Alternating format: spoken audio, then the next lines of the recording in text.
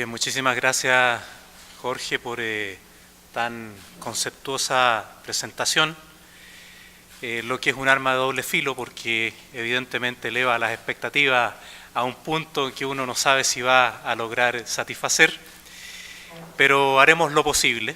Les doy a todas y todos muy buenas tardes y desde ya les deseo que tengan un muy buen curso. Este curso se viene haciendo hace ya 33 años. Yo postulé al curso en alguna oportunidad a comienzos de los 80, no fui seleccionado, así es que No estaba yo. si hubiera estado Jorge probablemente me habría seleccionado. Nunca supe si fue porque postulé una beca completa o por qué razón, pero el asunto es que desde Chile vino otra gente en esa oportunidad, así es que para mí realmente es una alegría estar aquí hoy y poder compartir con ustedes y además encontrarme con algunas amigas que no veía hace tiempo. Alejandra López, con quien hicimos clases en la Policía de Investigaciones de Chile durante varios años, en donde entiendo que Alejandra sigue haciendo clases, y por ahí también, no sé si ya ha regresado al almuerzo, está Silvia Díaz, de la Asociación para la Prevención de la Tortura, con quien también hemos tenido oportunidad de trabajar. Bien, el tema que me han solicitado abordar es un tema muy interesante. Es un tema que reúne elementos de aquellos aspectos a los que he dedicado prácticamente toda mi vida profesional. Por un lado, los derechos humanos. He trabajado unos 20 años en derechos humanos y trabajé hasta hace algunos meses atrás 10 años en seguridad ciudadana desde la perspectiva de los derechos humanos. Entonces, cuando Jorge me propuso asumir este tema, la verdad es que estuve muy contento y después me vino todo el susto. ¿Qué voy a decir? Más encima tengo que hablar durante una hora y luego media hora de preguntas. Así es que sin duda que se planteó como un desafío, pero un desafío que ha sido muy agradable tratar de llevar adelante. He preparado una presentación, no sé qué es lo que tengo que apretar para que esto comience a funcionar, y hacer un reconocimiento en relación a la presentación.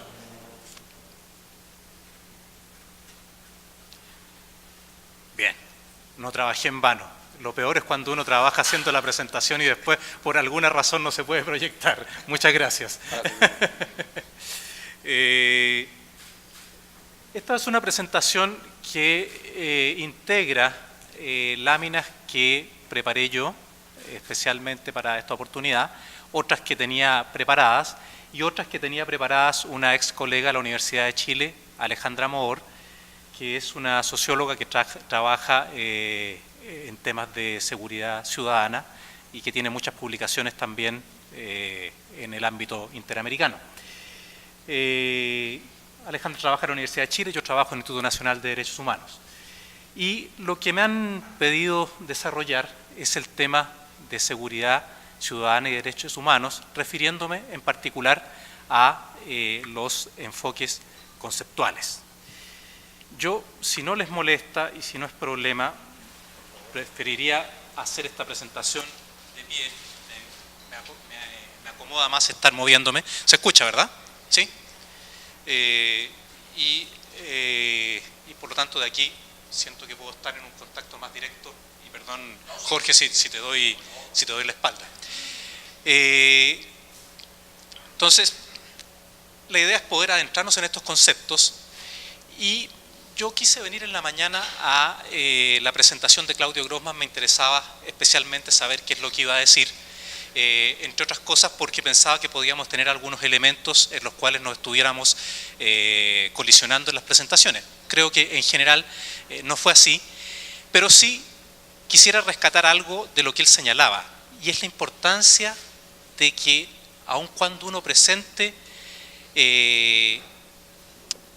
ideas, avances, conclusiones de gente que a veces pueden ser muy estudiosos.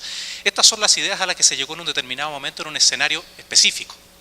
Por lo tanto, siempre, como decía, creo yo muy bien Grossman a propósito del derecho, hay que seguir pensando.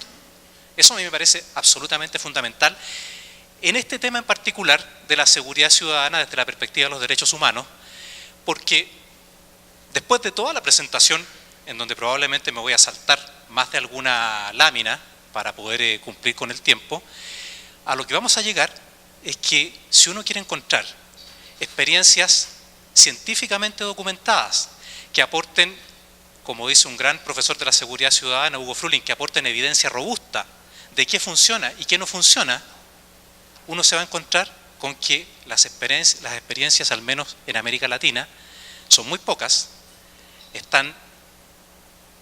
hay muy pocas evaluadas y además las evaluaciones siempre dependen de una metodología.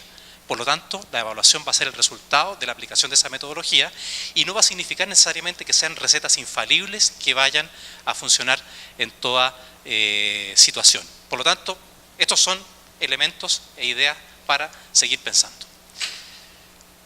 Me dijeron que esto funcionaba, sí funciona. Bien. Algunos temas de los que vamos a ver, algunos muy breves elementos de diagnóstico, y luego vamos a entrar a aproximarnos a los conceptos. Y digo aproximaciones porque cuando uno habla de definiciones, que es la forma en que se traduce o se busca traducir por escrito los conceptos, lo que está haciendo es eso, aproximarse desde una determinada perspectiva, con una determinada subjetividad, a cómo interpreta la realidad, y a partir de ahí sale una definición que pretende representar un concepto. Hay varias definiciones entonces que vamos a considerar: seguridad humana, desarrollo humano, seguridad ciudadana, y otras más que si vamos a tener tiempo también, como seguridad comunitaria. Vamos a ver si alcanzamos también a decir algo al respecto. Luego nos vamos a meter en el tema de seguridad ciudadana y derechos humanos, obligaciones y responsabilidad de los estados. De esto sí avanzó Claudio Grossman, pero creo que hay algunas cosas específicas en relación a estándares a nivel interamericano que se pueden mencionar. Y vamos a entrar al tema de políticas públicas de seguridad ciudadana y pasaremos a ver fundamentalmente estrategias operativas de prevención. Luego, muy brevemente, algunas experiencias de políticas públicas de seguridad ciudadana en América Latina, y finalmente terminaremos con algunas interrogantes para la reflexión, en donde trataremos de hacernos cargo de algunas preguntas demasiado interesantes que propuso Jorge Padilla cuando me planteó la posibilidad de hacer esta presentación. De hecho, Jorge, fui con tus preguntas donde gente que sabe más que yo, y todos dijeron, estas están difíciles de responder. Así es que las preguntas están muy bien planteadas, y por supuesto vamos a tener algunas aproximaciones también, pero sin duda que no se trata de respuestas respecto a las que no haya que seguir pensando. Lo primero, como elementos de diagnóstico, es que hay que decir por qué estamos hablando de este tema. Estamos hablando de este tema precisamente porque el tema de los derechos humanos y el tema de la seguridad ciudadana en el mundo es un tema relevante. Es un tema de difícil aproximación, es un tema respecto al cual los medios de comunicación hacen uso y abuso, es un tema respecto al cual la población en general carece de información fidedigna, seria y objetiva. Es un tema del cual no solamente en América Latina, sino que en Europa, en todas partes, se hace uso político cada vez que hay una elección. Los candidatos ofrecen solucionar los problemas de seguridad ciudadana y al mismo tiempo seguir respetando los derechos humanos. En suma, es un tema sumamente complejo de tratar si es que lo que se quiere hacer es lograr apreciaciones objetivas. Doy un solo elemento de ejemplo. Los dos países con las menores tasas de homicidios por 100.000 habitantes en América Latina son Chile y Uruguay, y todos los estudios dicen que Chile y Uruguay son los países con las mayores tasas de percepción de inseguridad.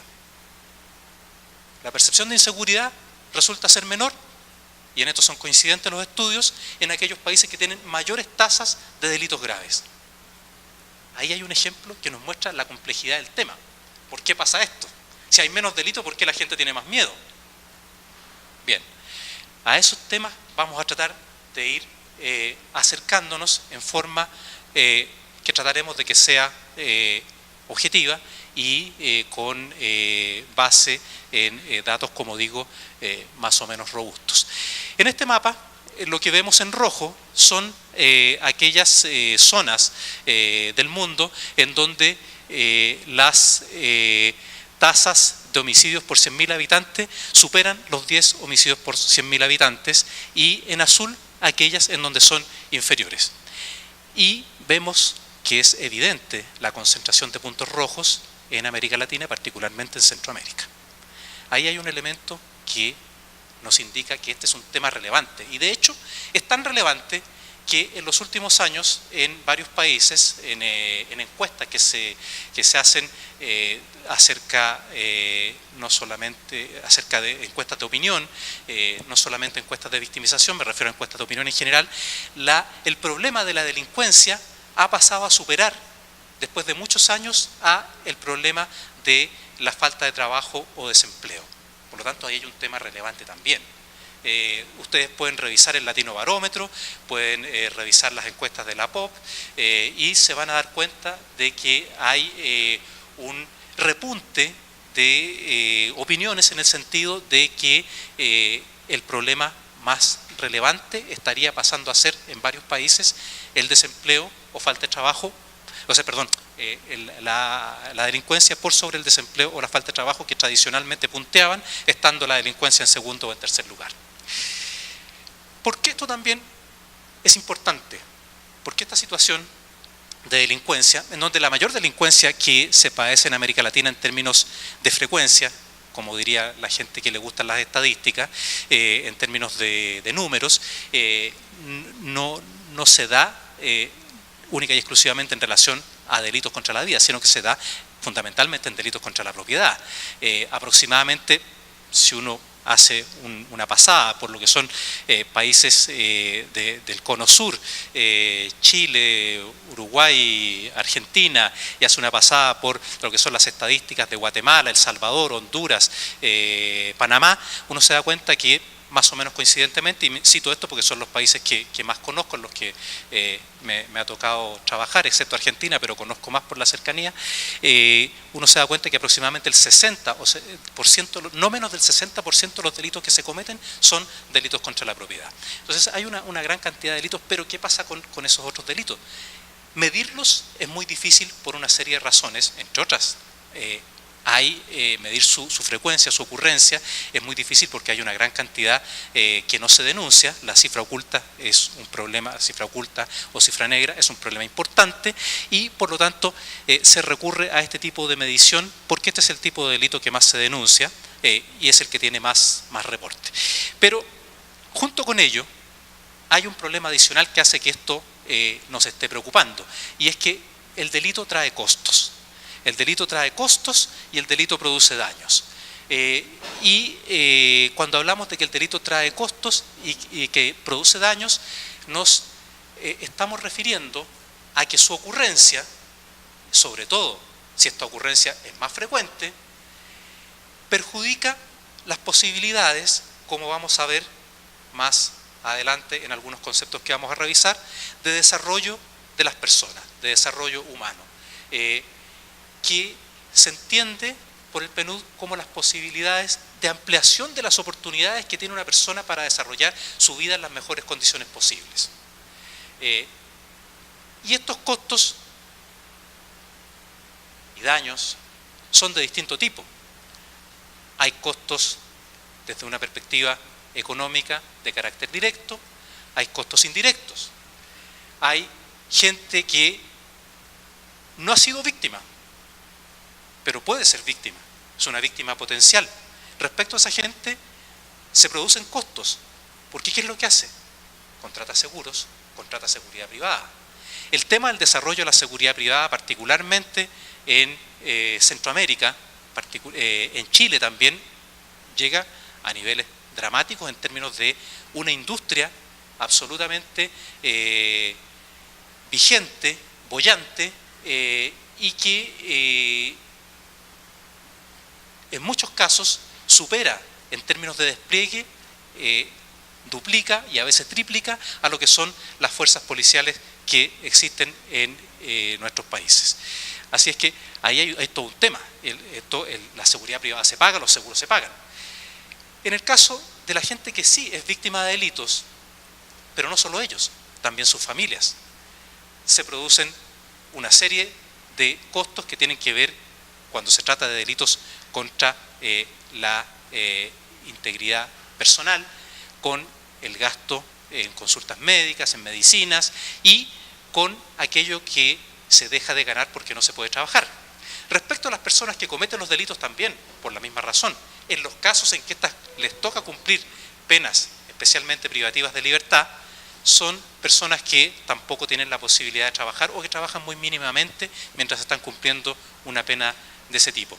Y por supuesto, respecto del Estado, se incrementan tanto los costos del sistema de salud como los costos que existen en los sistemas de seguridad y de justicia.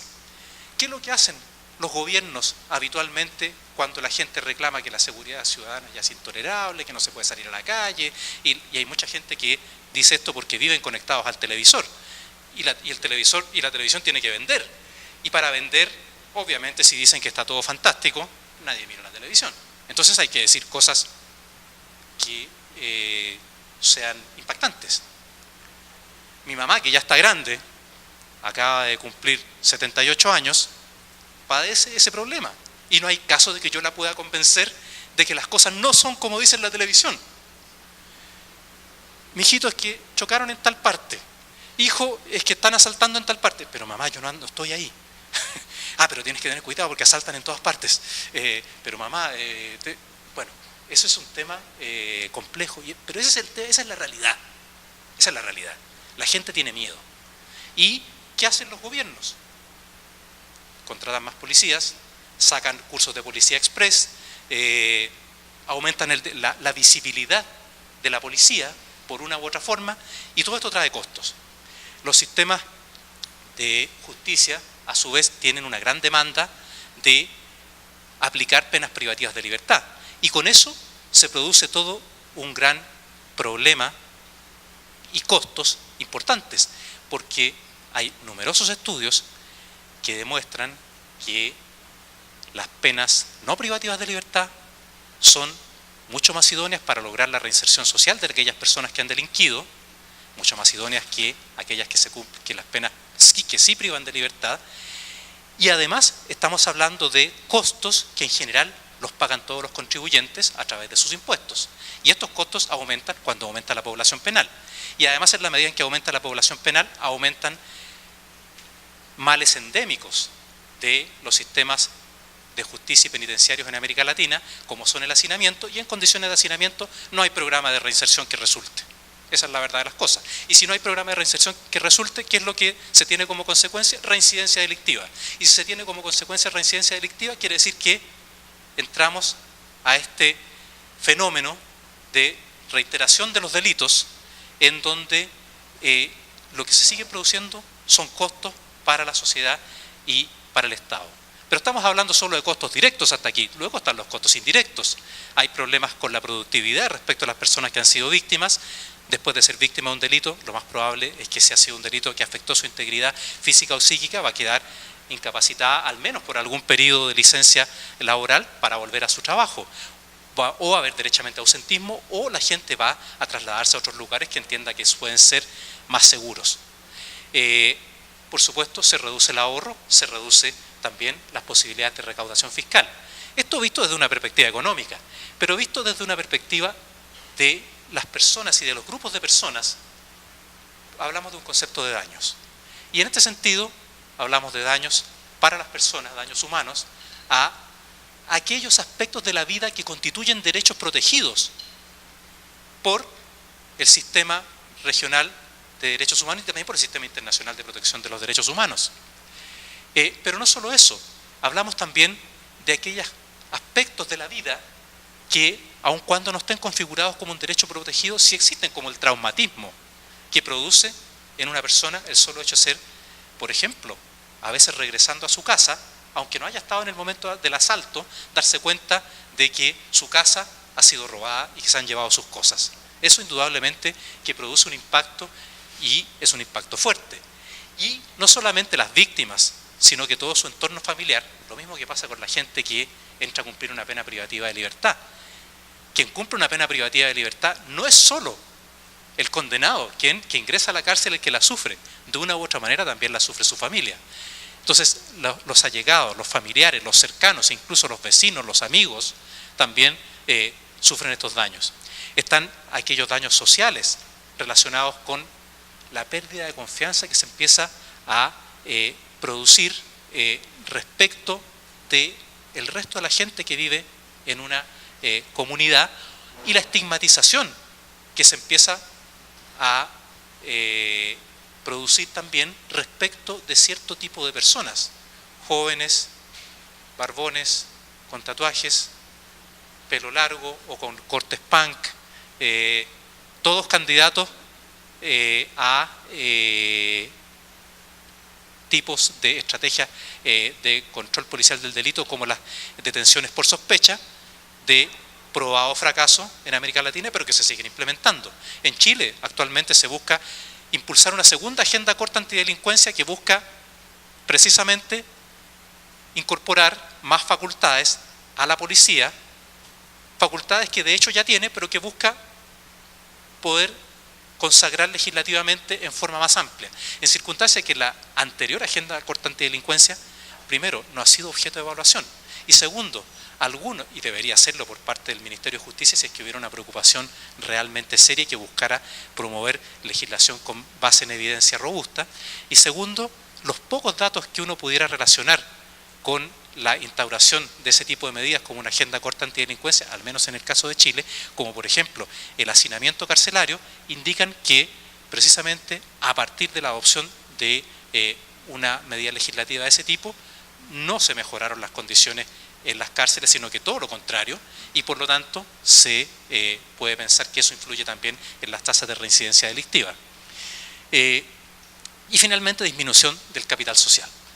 En el ámbito político se comienza a perder confianza en las distintas instituciones, porque la gente dice, bueno, estos no persiguen a nadie, o si los persiguen no capturan a nadie, y evidentemente se va produciendo una desconfianza, no solo en el Estado de Derecho, esto me faltó señalarlo ahí también, sino que en la democracia como forma de gobierno y como sistema de convivencia participativo y pacífico. Un estudio de Fernando Carrillo Flores del año 2007, que realizó con datos del Banco Interamericano del Desarrollo, señalaba que dependiendo de en qué lugar de América Latina estemos hablando, los costos del delito alcanzaban a entre el 2 al 15% del Producto Interno Bruto. Este es el último elemento que quiero señalar como elemento diagnóstico, que lo vamos a retomar un poco más adelante. Y esto tiene directamente relación con la seguridad ciudadana y los derechos humanos. Y esto también lo dijo Claudio Grossman, y esto lo quería decir yo, pero se me adelantó. ¿Qué es la seguridad ciudadana? La seguridad ciudadana es, en su núcleo, prevención. Eso es la seguridad ciudadana. Ahí está el aporte de la seguridad ciudadana, prevención.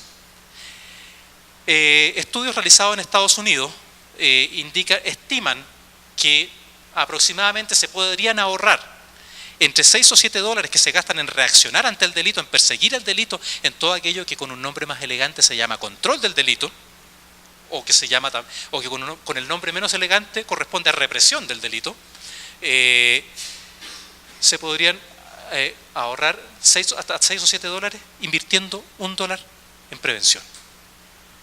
Es decir, pasa en materia de estrategias de actuación ante la delincuencia un poco lo que pasa también en el caso de la inversión en programas de reinserción social en los sistemas penitenciarios. Invertir en reinserción social, y hay un estudio que hicimos para el Ministerio del Interior con la Universidad de Chile hace aproximadamente unos 5 años atrás, invertir en reinserción social, no me acuerdo las cifras a las que se llegaba en dólares, pero resultaba ser un buen programa de reinserción, resultaba ser más barato que la cárcel también más barata. O sea, el programa de reinserción social más caro era más barato que la cárcel en que se invertía menos. ¿Me explico? Entonces, hay todo un tema aquí que a mí me parecía interesante señalar en términos de diagnóstico, porque por esto es que estamos preocupados del problema, porque es un problema grave, basta apreciar la concentración de puntos rojos, es un problema caro, y es un problema en donde pareciera ser que estamos equivocando las estrategias desde hace años y en donde no está claro que estemos enmendando rumbos. Hay iniciativas dirigidas a enmendar rumbos, pero no pareciera ser que sean precisamente populares, sobre todo en tiempos de elecciones. Bien, algo de esto se avanzaba hoy día también. Voy a ir un poco más rápido porque sospecho que me estoy gastando mi valioso tiempo, sí, y no voy a alcanzar a cubrir todo el desarrollo que yo pretendía. En resumen, lo que uno podría decir del tema del derecho a la seguridad en cuanto a lo que ha sido el desarrollo especialmente de la normativa internacional de derechos humanos es que no existe un desarrollo importante del derecho a la seguridad como sí lo existe, por ejemplo, del derecho a la libertad personal. Respecto al derecho a la libertad personal, uno puede encontrar una cantidad impresionante escrita. Respecto al derecho a la seguridad, es bastante poco lo que se encuentra. Por eso que un elemento de análisis importante, de una u otra manera, también porque realizó un análisis muy amplio, un metaanálisis de muchos estudios que se habían llevado a cabo hasta ese momento, fue el estudio de la Comisión Interamericana de Derechos Humanos publicado el año 2009, el 31 de diciembre del año 2009, en el cual entiendo que el Instituto Interamericano tuvo una participación importante, el Instituto Interamericano de Derechos Humanos. De hecho, parte del informe lo realizó el Instituto Interamericano de Derechos Humanos. Ahí se sistematiza parte importante del conocimiento en la materia, buscando relacionar derechos humanos y seguridad ciudadana. Por lo tanto, ese texto pasa a ser, a mi juicio, en estas materias, un texto de cabecera, que aborda aspectos conceptuales, que aborda estándares aplicables y que hace una serie de propuestas que me parecen a mí sumamente interesantes. ¿Qué es lo que está consagrado en el sistema internacional? Lo que está consagrado es el derecho a la seguridad de la persona o a la seguridad personales. Es la Declaración Universal de Derechos Humanos, es la Declaración Americana de los Derechos y Deberes del Hombre, es la Convención Americana sobre Derechos Humanos, en el Pacto Internacional de Derechos Civiles y Políticos, en fin. Pero no se habla de seguridad ciudadana, como se señalaba en la mañana, y sí hay una serie de instancias del sistema de las Naciones Unidas y del sistema interamericano de derechos humanos que sí lo hacen. Por lo tanto, no basta en esta materia con remitirse única y exclusivamente al marco jurídico, y por eso yo no hago un mayor desarrollo en la presentación del marco jurídico. Yo me imagino que esta presentación después la irán a repartir, está en la USB, y no van a encontrar un desarrollo del marco normativo, precisamente por eso. Pero como decía Grossman, y es lo que dice la Comisión Interamericana de Derechos Humanos, la Comisión Interamericana de Derechos Humanos habla de un plexo normativo. Hay gente que dice que el plexo no le parecía el mejor término para usar para referirse a un marco normativo que garantiza los derechos que pueden ser afectados por conducta ya sea de carácter violento o delictivo. Porque recordemos, no toda conducta violenta constituye un delito o una falta penal. Solo lo van a constituir aquellas que estén tipificadas penalmente. Y lo otro que uno se encuentra cuando quiere hacer esta aproximación conceptual es que en las Américas, como dice la Comisión Interamericana de Derechos Humanos, se ha utilizado distintos términos de manera más o menos similar o casi como si fueran sinónimos, y se ha hablado de seguridad pública, seguridad humana, seguridad democrática, seguridad ciudadana, seguridad interior, seguridad urbana, seguridad comunitaria. En fin, no todos significan lo mismo, ponen el énfasis en distintos aspectos, y algunos son más amplios y otros son más restringidos. Una base importante tiene que ver, y me voy a ir adelantando algunas cosas, con el concepto que en el informe de desarrollo de 1994 del Programa de Naciones Unidas para el Desarrollo se acuñó de seguridad humana, como el concepto más amplio, respecto del cual existe una relación, por así decir, de género-especie con seguridad ciudadana y con seguridad pública.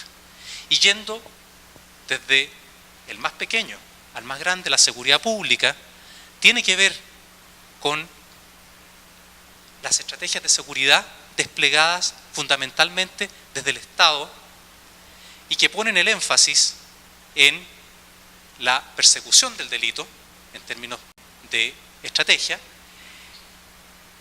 y respecto a las cuales la participación de la comunidad no tiene una consideración preponderante. Ese es el aporte de la seguridad ciudadana, poniendo el énfasis en la prevención. Y luego la seguridad humana no se refiere, como lo hacen la seguridad pública única y exclusivamente, a los problemas de delitos y violencia, y la seguridad ciudadana ya va ampliando el campo y se va preocupando también de otros aspectos. La seguridad humana se preocupa de todos aquellos riesgos que puedan poner en peligro el desarrollo de las personas o grupos de personas. ¿De qué estamos hablando?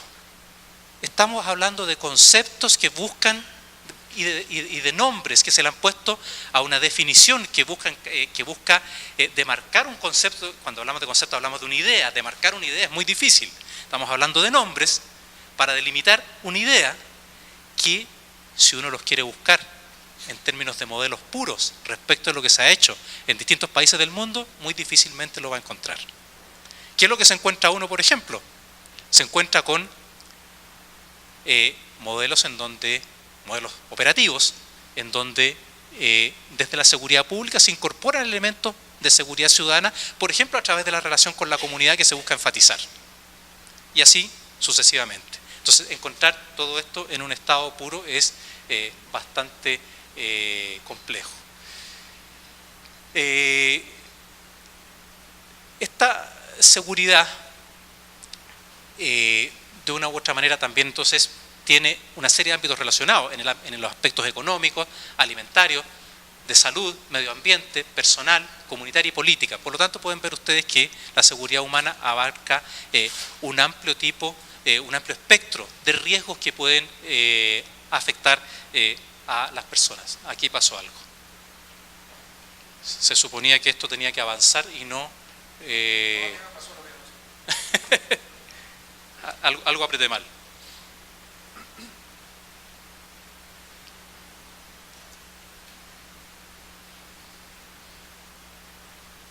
¿Ahí sí?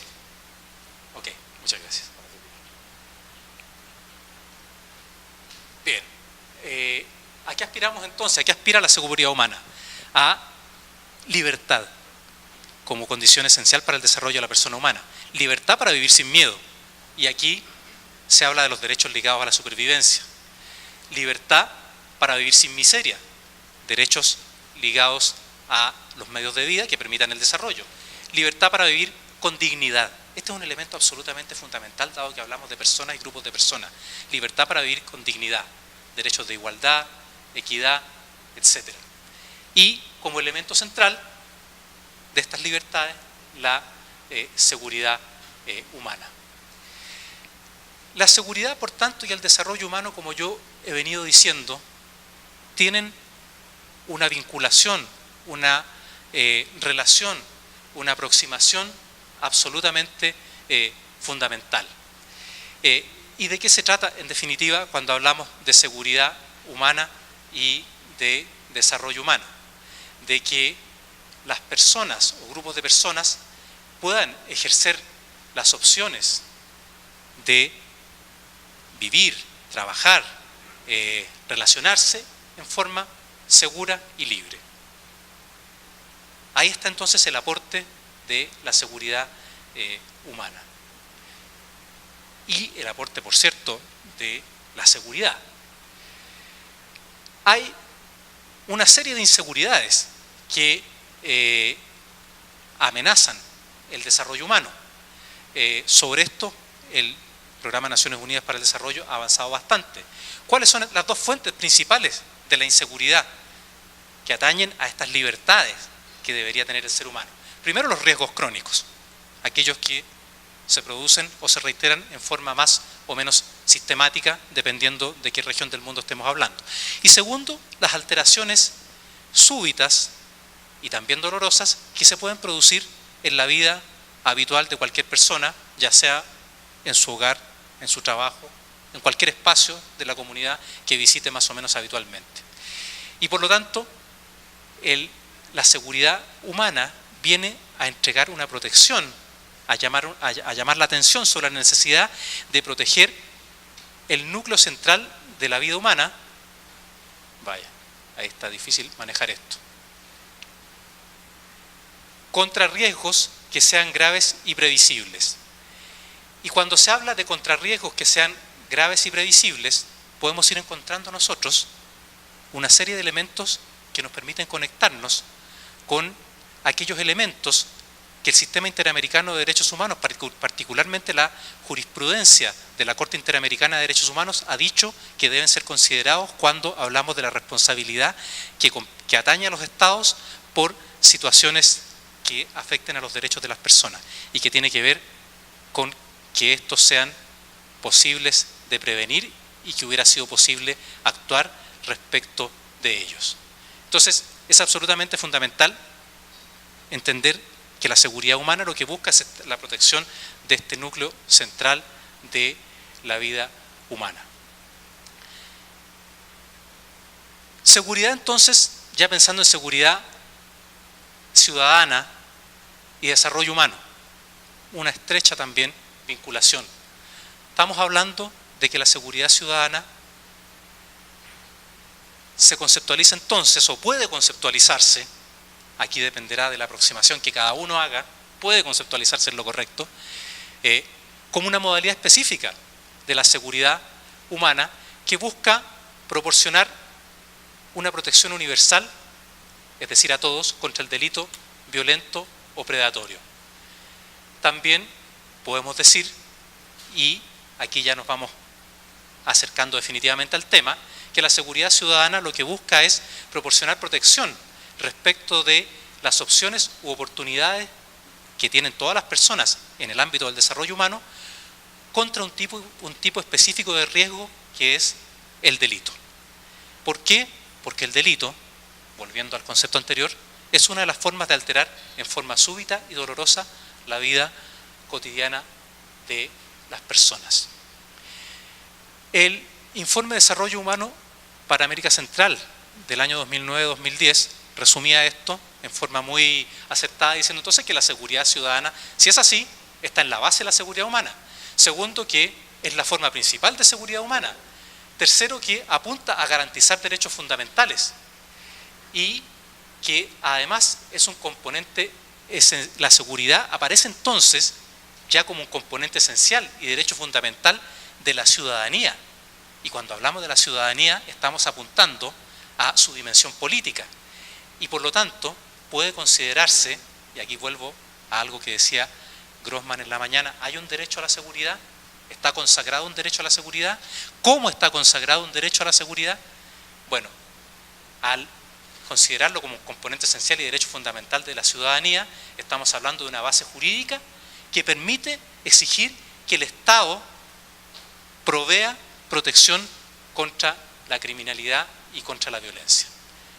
¿Por qué? Porque finalmente la seguridad ciudadana atañe, como habíamos dicho antes, a la libertad, que resulta ser uno de los elementos más esenciales en el desarrollo humano, atendida la naturaleza de las personas y de los grupos de personas. Me voy a ir adelantando en algunas cosas para alcanzar a abordarlas todas.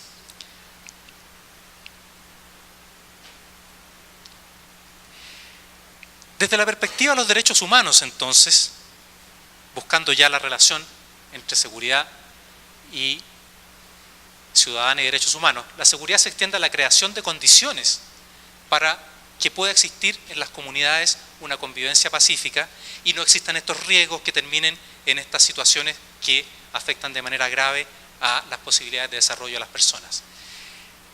Desde los derechos humanos se enfatiza entonces tanto la prevención como el control por la vía de la prevención de los factores criminógenos, tanto subjetivos como estructurales, que pueden existir en una comunidad, como a través de políticas públicas que buscan abordar estos fenómenos de manera integral.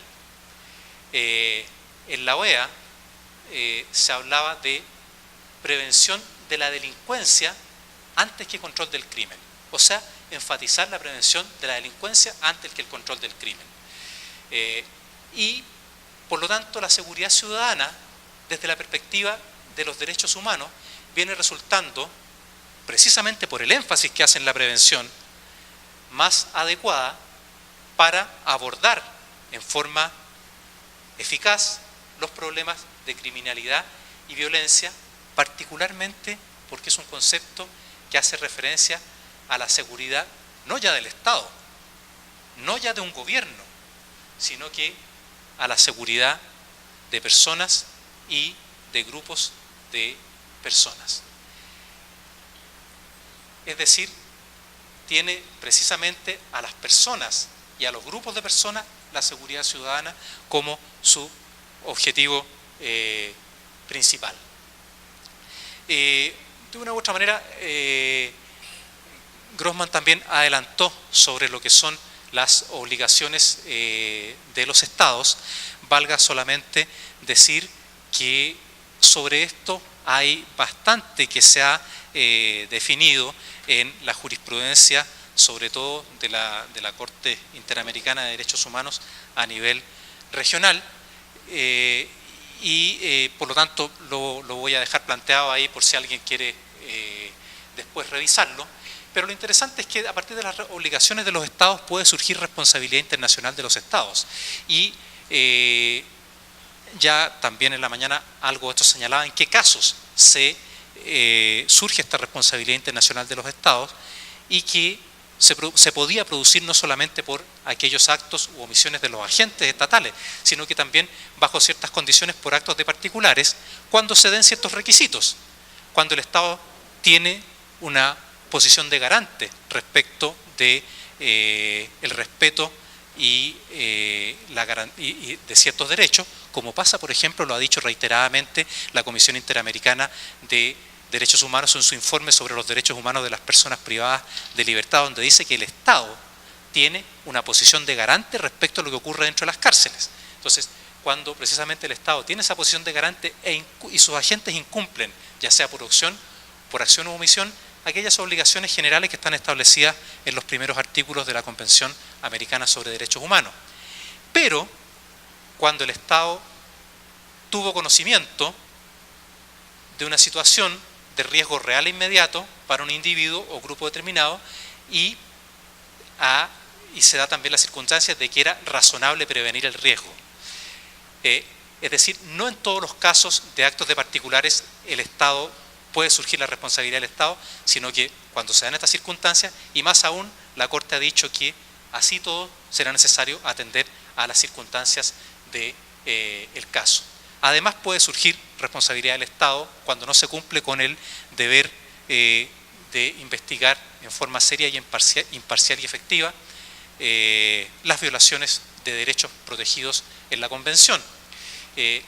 Y también puede ocurrir cuando hayan hechos de particulares que afecten derechos protegidos en la Convención respecto a otras personas, si es que no hay una investigación seria de esos hechos, porque en esos casos el Estado puede tener responsabilidad como auxiliador.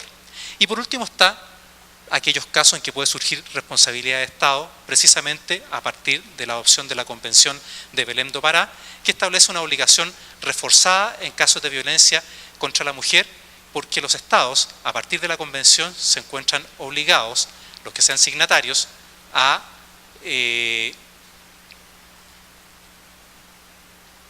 prevenir la violencia contra la mujer, y no solamente a prevenirla, sino que también a realizar acciones que apunten a su erradicación y a la sanción de aquellos que incurran en ella. Por lo tanto, ahí hay una situación de responsabilidad extendida y reforzada. Bien, ¿cómo desde la perspectiva de los derechos humanos, decíamos anteriormente, se hace efectiva la seguridad ciudadana? A través de las políticas públicas. Hay tantas definiciones de política pública como definiciones de seguridad.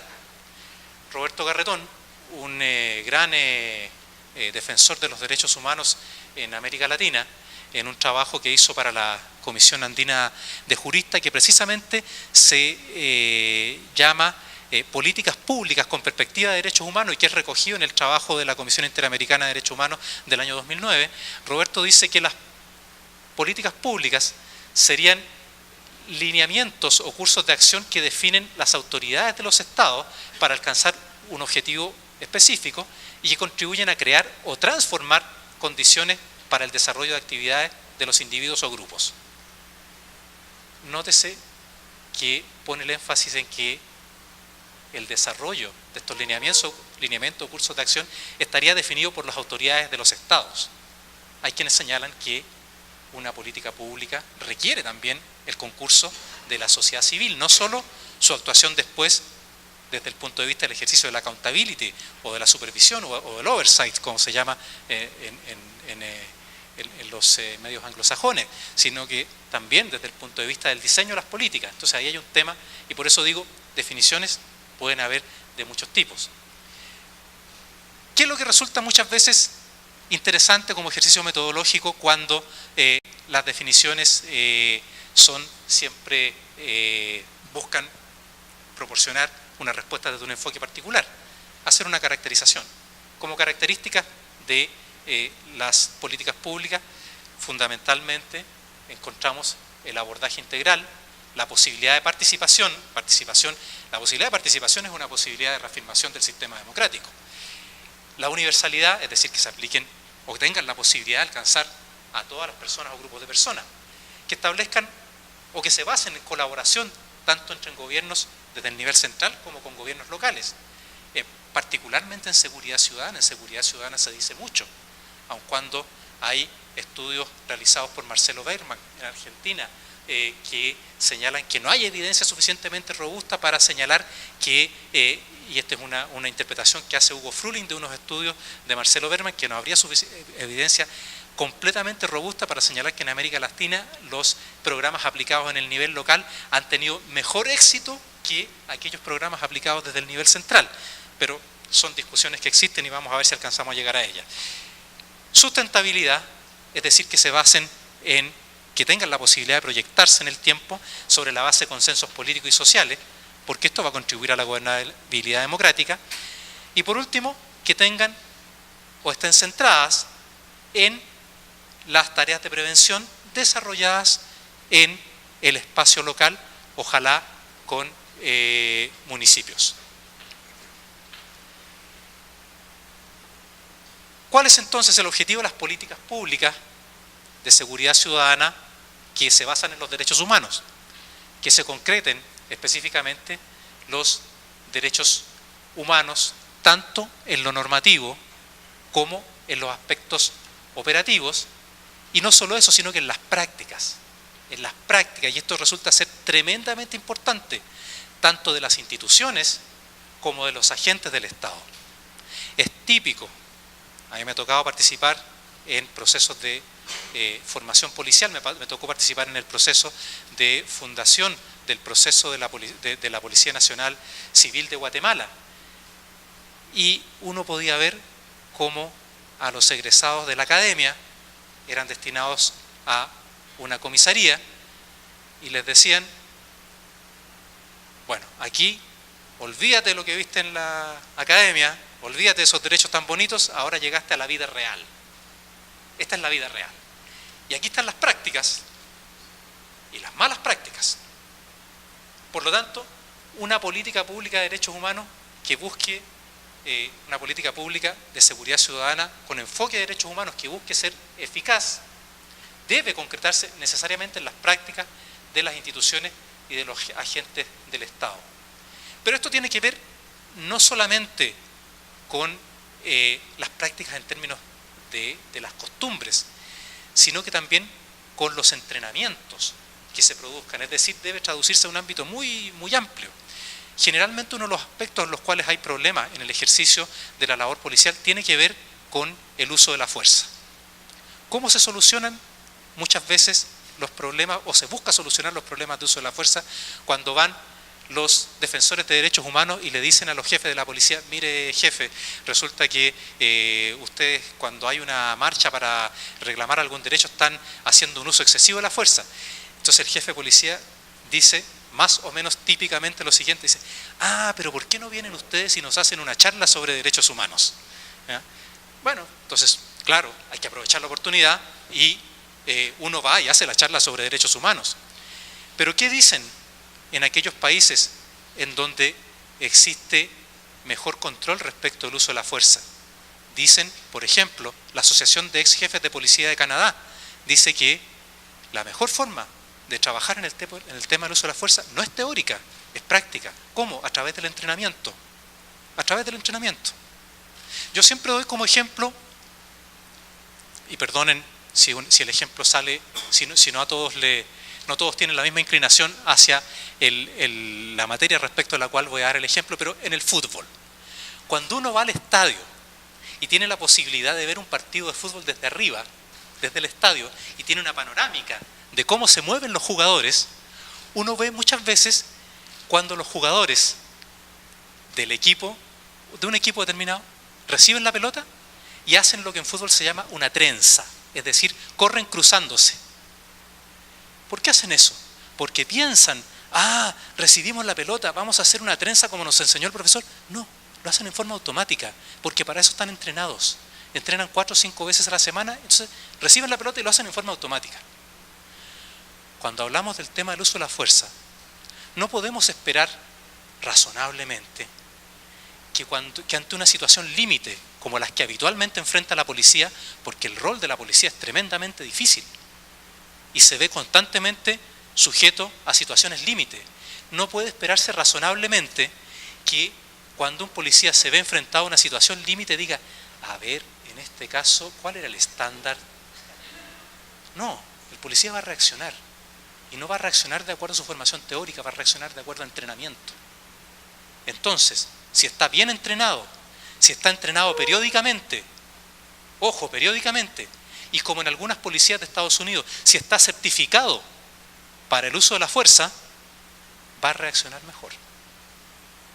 Va a reaccionar mejor también sabiendo, ya pensando en otras cosas a nivel institucional, si existen buenos sistemas de control o no existen buenos sistemas de control. O sea, yo le puedo pegar a la gente y sé que no me va a pasar nada o no puedo. Sé que si yo abuso el arma de fuego, cuando yo vuelva a la comisaría, la munición que yo gasté necesariamente se registra, tengo que informar sobre eso o no. El tema del entrenamiento es absolutamente fundamental. Cuando estábamos formando la Policía Nacional Civil en Guatemala, no solo no había polígono para que la gente hiciera, para que los policías, los aspirantes hicieran práctica de tiro. En 3 meses de formación les daban 6 municiones, 6. En una oportunidad, en un curso del Instituto Interamericano de Derechos Humanos que se hizo con la PDI en Chile,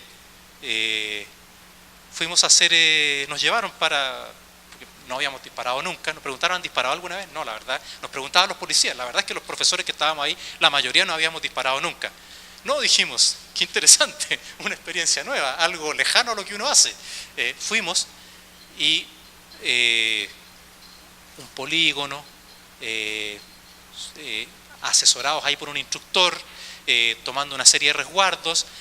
Yo habré en 5 minutos disparado, no sé, 30 veces, 40 veces.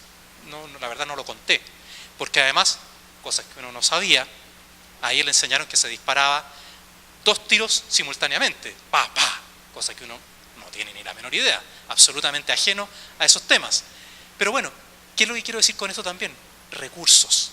Todo esto no va a funcionar si es que las sociedades no están dispuestas a proporcionar recursos para el funcionamiento de las políticas públicas. Y va a ser esa la forma en que se va a poder hacer realidad el fundamento de estas políticas en los derechos humanos. Entonces, hay, para volver a donde estábamos, estándares mínimos que se busca respetar y consagrar en una política de derechos humanos en su diseño, pero también hay una serie de principios internacionales de derechos humanos, dice la Comisión Interamericana de Derechos Humanos, que deben respetarse y que tienen que ver con participación democrática, con el accountability, y lo puse en inglés porque es un término que no tiene una traducción exacta. Hay gente que habla de rendición de cuentas, pero yo estimo que es un término que se queda corto para todo lo que significa accountability, siguiendo aquí a Robert Varenick, que tiene si a alguien le interesa, le puedo dar después o comentar un libro de Robert Varenick, que es una persona que ha estudiado específicamente el tema de accountability policial. INCIDE de México también tiene bastante sobre accountability policial. Hugo Frunin en Chile habla de responsabilización, pero es un término que tampoco logra traducir todo aquello que implica accountability, y que de una u otra manera cuando hablamos de responsabilización se queda corto porque pareciera que está un poco referido a responsabilidad criminal. O sea, ni responsabilización ni rendición de cuentas, que son los términos que más he visto que se usan en castellano. En el caso de las policías, por accountability, dice Varenick, no deben ser vistas única y exclusivamente como un medio de control, sino como un medio de planificación, los procesos de accountability, como un medio incluso de asignar premios por la buena actuación. Y por último, el principio fundamental de no discriminación, y a esto también hacía alusión en la mañana Grossman. Juan Faropa, un profesor del Instituto Interamericano de Derechos Humanos, ex viceministro del Interior en Uruguay, experto en temas de policía, y que debería haber estado en este curso, no pudo por razones de salud y me pidió que pudiera acompañarlo. Ya llevamos muchos años trabajando con Juan. Señala que una política de seguridad ciudadana con enfoque de derechos humanos debe considerar acciones que sean necesariamente simultáneas en 3 áreas. Y aquí viene el tema que yo mencionaba recién. ¿Cuál es la primera área que menciona Faropa? La institucional, y cuando habla de la institucional habla de la capacidad de hacer las cosas en terreno, de la capacidad operativa, pero también de los recursos humanos y materiales del aparato estatal para cumplir con sus obligaciones. Una segunda área, el área normativa, la adecuación del marco jurídico para la prevención y el control desde la perspectiva del derecho, de los derechos humanos, así como para el desarrollo del proceso penal y de la gestión penitenciaria. En esto se ha estado, hay numerosos estudios de CEJA, el Centro de Estudios de Justicia de las Américas, que se refieren al desarrollo, a la transformación del proceso penal en las Américas, con distintos resultados. Así como también hay numerosos procesos no tan numerosos, hay algunos procesos de reforma policial también con distintos resultados y distintos avances y distinta sostenibilidad. Y así también hay procesos de reforma de la gestión penitenciaria que también están bastante pendientes. Donde más se ha avanzado en estas reformas ha sido la reforma del proceso penal, pero hay países como México que recién están partiendo con los sistemas acusatorios, reemplazando al antiguo sistema inquisitivo que heredamos de España. Y la tercera área que menciona Faropa refiere al área preventiva, en donde están los aspectos de prevención social, comunitaria y situacional, considerando esta última como medidas no punitivas que deben implementarse tanto a nivel central como en el nivel local, y en donde hay responsabilidad no solo del gobierno, del Estado, sino también de la sociedad civil, de la empresa privada y de manera importante de los medios de comunicación, por esto que veníamos hablando al comienzo de la presentación y que tiene que ver con la inseguridad que se produce a partir de el uso y abuso que se hace de las noticias relacionadas con delitos y con violencia. Rápidamente, no me voy a detener acá, quiero solamente mencionar esto. Cuando hablamos de prevención, y aquí voy a hacer uso de algunas láminas de Alejandra Amor, hablamos de acciones orientadas a evitar que el delito ocurra. fortaleciendo la seguridad no solo a través de los sistemas formales, sino también a través de la promoción e implementación que involucran a los sistemas informales de prevención, como las escuelas, organizaciones ciudadanas, servicios de salud y la ciudadanía en general. Hay distintos niveles de prevención. No me voy a, ya completé la hora de presentación, así que solo lo voy a mencionar a niveles titulares, porque quiero ir al final a algunas de las preguntas que planteaste, Jorge, y que creo que están muy interesantes, porque esto finalmente después se puede ver en el Power o lo podemos reconversar. Bueno, niveles de prevención hay en el ámbito primario. Se reconocen fundamentalmente 3 niveles de prevención. Primario, respecto de todos los grupos de la sociedad. Secundario, respecto de grupos específicamente que se encuentran en riesgo de ser arrastrados a situaciones de violencia o situaciones delictivas. Y prevención terciaria, respecto de grupos de personas que ya hayan sufrido una condena y fundamentalmente que hayan estado privados de libertad. Y hay una serie de momentos, por lo tanto, respecto a los cuales, y políticas y formas en que se implementan estos distintos niveles de prevención. En el caso de la prevención primaria, se trata entonces de estrategias de apoyo a segmentos amplios o relativamente amplios de la población, respondiendo a necesidades poco definidas o donde no se tiene una identificación previa de sus causas, fundamentalmente políticas sociales. De eso es de lo que estamos hablando. Y aquí hay una serie de ejemplos de cómo se puede realizar prevención primaria. Programas de prevención de la violencia intrafamiliar, prevención de la violencia en las escuelas, infraestructura recreativa y comunitaria en zonas, etcétera, etcétera, etcétera. Prevención secundaria, dirigida entonces, dijimos, a grupos específicos que se encuentran en riesgo. Formas de llevarla adelante: programas de rehabilitación en drogas y alcohol. Aquí cabe perfectamente la palabra rehabilitación, que a veces es mal usada como sinónimo de reinserción social, pero aquí, como hablamos de grupos afectados por drogas y alcohol, cabe la rehabilitación, que tiene una connotación en el ámbito médico. Programas con jóvenes pandilleros, programas de resolución pacífica de conflictos y dirigidos a víctimas de delitos.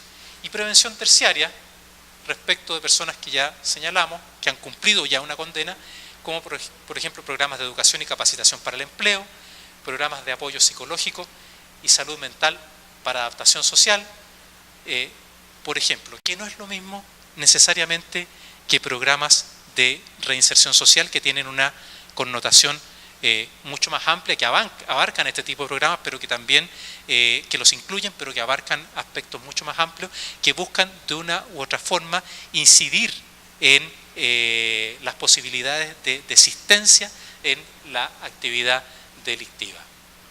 Hay una serie de modelos de prevención. Están los modelos de prevención social, que enfatizan en la prevención social y que buscan trabajar en la reducción de los factores que producen precisamente el riesgo social. Están los modelos de prevención situacional, que buscan incidir en la reducción de las oportunidades para la comisión de delito, por ejemplo, una plaza que no tiene iluminación. Y están los modelos de prevención comunitaria, que, siguiendo a Alejandra Lúneke y a Lucía Damert en un trabajo de ellas del año 2004, busca mezclar de una u otra manera, combinar elementos tanto de prevención social como de prevención situacional, y buscar una estrategia y construir a partir de ellas una estrategia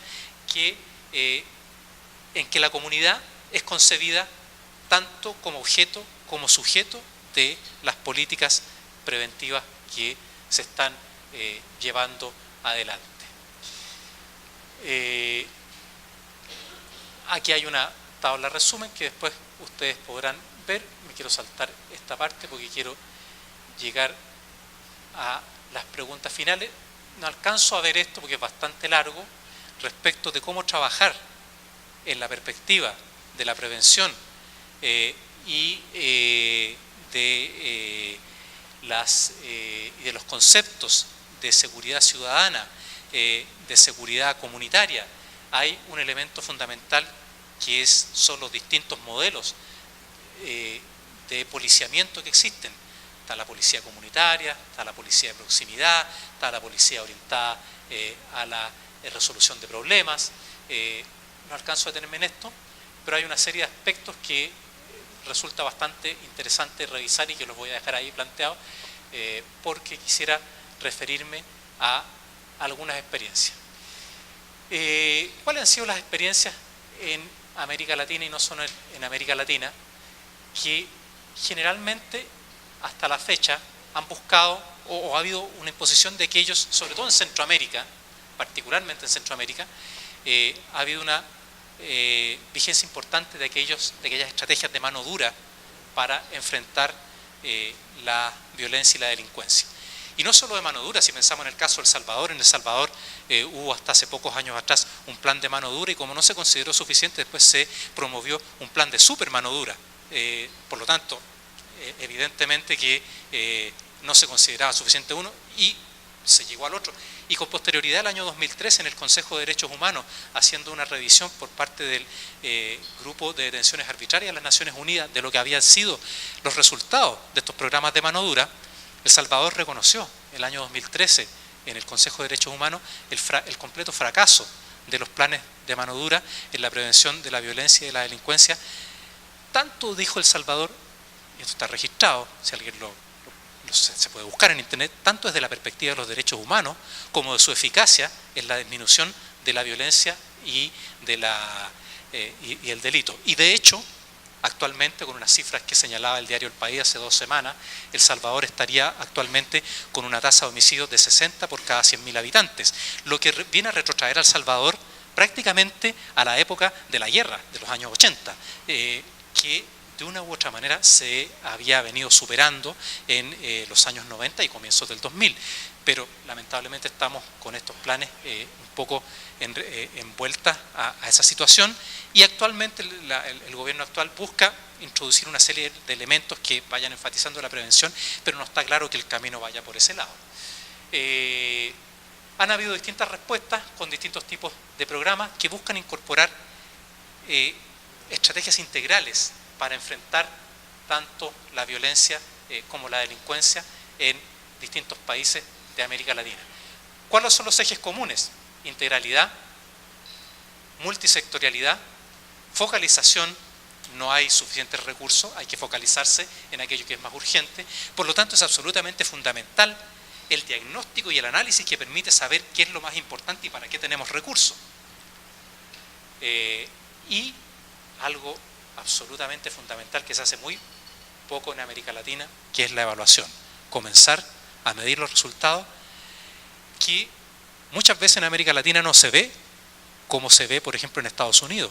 En Estados Unidos se dice fundamentalmente para saber si nos estamos gastando bien la plata de los contribuyentes o no. Ese no es el discurso, suele no ser el discurso en América Latina, pero es importante verlo desde ese punto de vista porque, entre otras cosas, los recursos son más escasos que en Estados Unidos. Ahí nos fuimos de nuevo.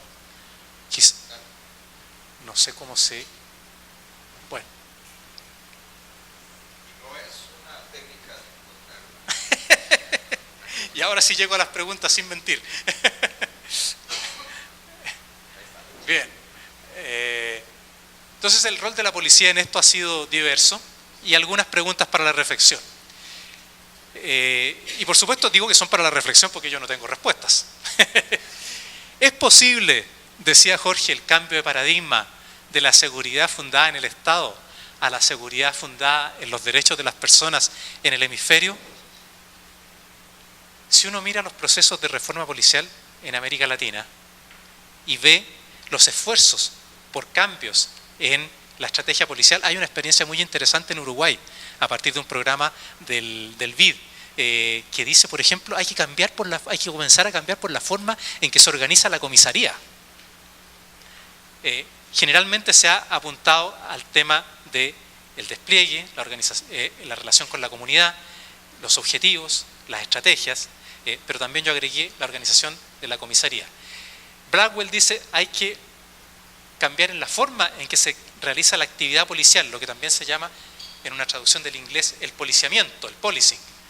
Y hay que poner el acento en las capacidades para actuar antes y no en lo que nosotros hemos escuchado siempre, en la persecución del delito, porque la persecución nos lleva a entender que esto es después de que ocurrió.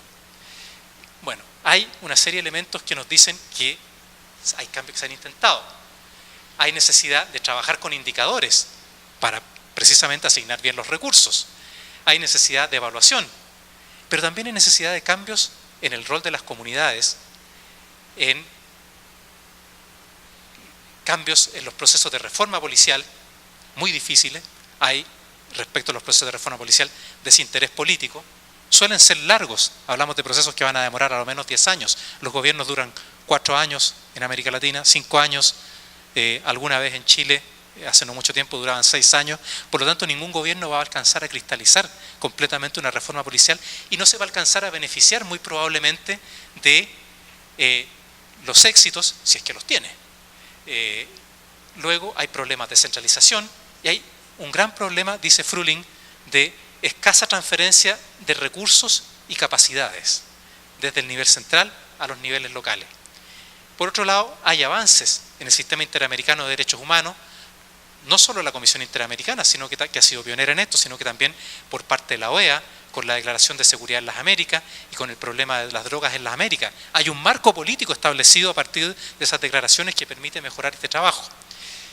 Y hay también, desde el punto de vista de lo que es la situación del sistema de las Naciones Unidas, avances en lo que son los objetivos mundiales de desarrollo, los objetivos de desarrollo humano que se acaban en 2015, ya se están trabajando desde hace tiempo en qué es lo que van a ir, en qué es lo que van a continuar después del 2015. Y Christopher Stone, en una conferencia que daba precisamente aquí en Costa Rica el año 2013, señalaba que había una serie de objetivos para reemplazar a los objetivos de desarrollo del milenio luego del 2015 y que uno de esos objetivos era precisamente asegurar sociedades estables y pacíficas. Y para ello, decía él, habían, entre otras metas, y proponía él, la reducción de la tasa de muertes violentas por 100.000 habitantes. Es decir, volvemos a este mapa que mostrábamos al comienzo de la presentación. Por lo tanto, ¿es posible un enfoque integral de la seguridad que haga frente a las amenazas contra el ser humano a través de estos mecanismos que vinculan la interdependencia entre el desarrollo, los derechos humanos y la seguridad nacional? Hay experiencias que señalan que al menos en el caso de Ecuador, en términos de lo que es diseño institucional, sí lo podrían ser con entidades rectoras y con entidades ejecutoras a nivel del gobierno. Una experiencia bien interesante. Cuando uno busca evaluaciones respecto a los resultados que ha tenido esta experiencia, no encuentra. No digo que no haya, digo que no están fácilmente disponibles. Por lo tanto, hay un tema que cuando uno quiere dar respuesta a estas interrogantes, las respuestas son difíciles, porque para tener respuestas serias hay que tener evaluaciones que uno permita saber con qué metodologías se hicieron y a qué resultados llegaron, dentro de qué contexto, con qué recursos, etcétera, etcétera. Desde el punto de vista del Ecuador, tomando como ejemplo algunos datos de la POP, encuestas de la POP, se señala que el manejo de la administración de la seguridad ciudadana, el Ecuador estaría con un alto nivel de satisfacción. Asimismo, que la confianza en la policía en las Américas habría aumentado de manera importante. Pero estamos hablando de encuestas que son un elemento a tener en considerado, pero que sería interesante poder complementar con otros elementos de análisis como son evaluaciones serias y objetivas que aporten evidencia robusta. Entonces, pareciera posible que esto se pueda hacer, al menos en el nivel del diseño, y concluyo diciendo que es fundamental tener evaluaciones que proporcionen entonces datos lo más robustos posible. Bien, ahí sí se acabó. Gracias.